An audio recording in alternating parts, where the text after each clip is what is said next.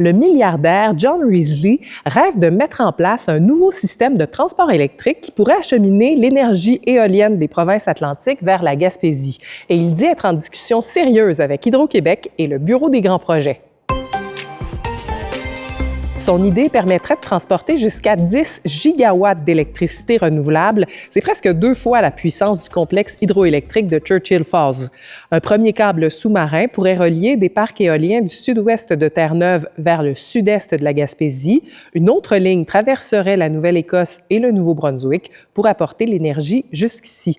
Pendant 3 ans, le milliardaire avait essayé d'établir des parcs éoliens géants à Terre-Neuve pour alimenter une usine de production d'hydrogène vert.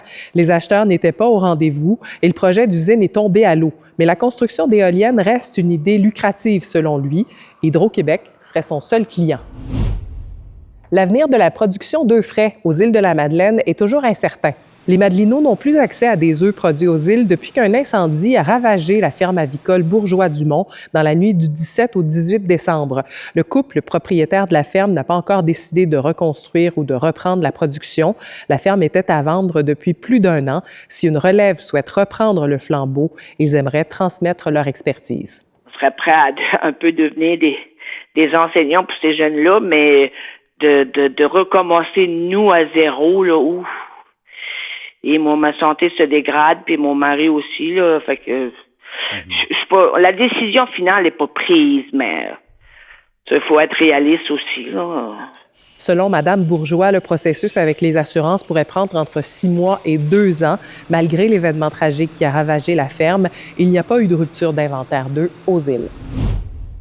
Et c'est une masse de roc de 7 à 8 mètres de hauteur qui s'est détachée et a blessé mortellement un touriste sur la plage Anderson de New Richmond en août dernier.